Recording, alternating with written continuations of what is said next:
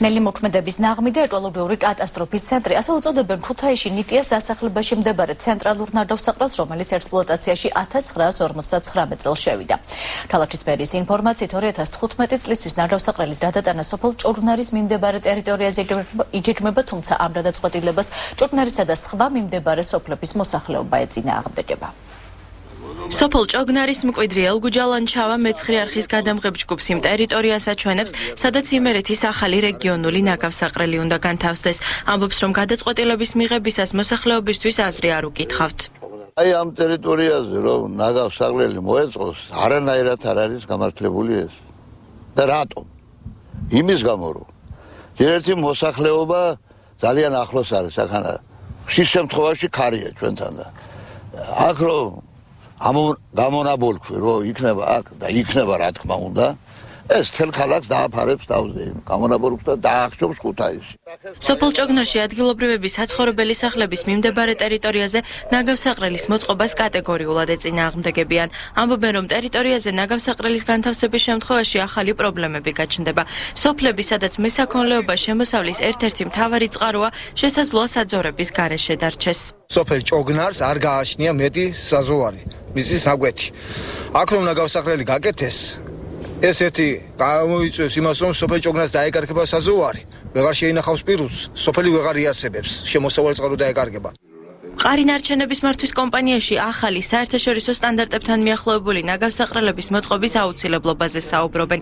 როგორც კომპანიაში განმარტავენ, საჭიროა ისეთი პირობების შექმნა, რომ დასუფთავება, ნარჩენების მოგროვება, განთავსება, გადამუშავება და ამ ყველაფრის ხარისხიანად შესრულება ქვეყნის ეკონომიკისთვის მომგებიანი იყოს.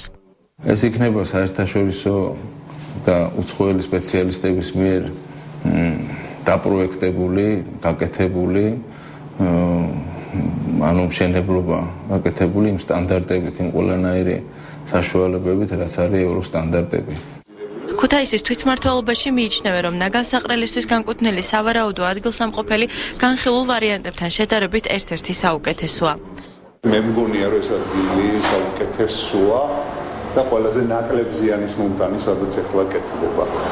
ამას ჩვენ უცხოელი სპეციალისტებიც, მეგობრებიც, რომლებიც მუშაობდნენ ამაზე, იმათი დასკვნებიც ასეთია, ჩვენი სპეციალისტებიც, რომლებიც მუშაობენ და დღემდე მუშაობენ ამ თემებზე. ნაგავსაყრელის კონსერვაციის აუცილებლობაზე საუბრობენ არასამთავრობო ორგანიზაციის წარმომადგენლებიც. ბუნების დამცველები თანხმდებიან, რომ ნაგავსაყრელებისთვის ტერიტორიის შერჩევა საზოგადოების აზრის გათვალისწინებით უნდა მოხდეს. მიუხედავად იმისა, რომ ქუთაისის დღევანდელი ნარჩენების ნაგავსაყრელი, არანარჩენების პოლიგონი, ნაგავსაყრელი არის უმძიმეს მდგომარეობაში და მისი ისე დატოვება, როგორც ის დღეს არის, ყოველად დაუშვებელია. აუცილებლობა არის, რომ იმერეთს ჰქონდეს თავისი რეგიონალური ნარჩენების პოლიგონი. ოღონდ სად უნდა იყოს ეს?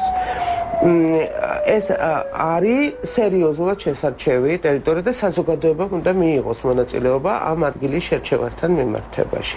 რა თქმა უნდა, საზოგადოებას უნდა ეკითხებოდნენ იმასთან დაკავშირებით, თუ არის შესაძლებელი პოლიგონი მათ სახლებთან ახლოს განლაგდეს, ამისთვის არსებობს სპეციალური კანონმდებლობაც, არსებობს სპეციალური კრიტერიუმები, რომელიც უზრუნველყოფს პოლიგონის არსებობას დასახლებულ პუნქტთან ახლოს.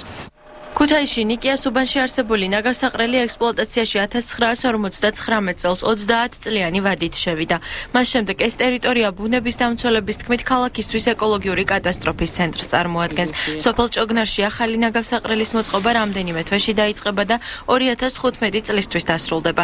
ჯერჯერობით ქალაქის ტერიტორიაზე ნაგვის დაყრა კვლავ გრძელდება.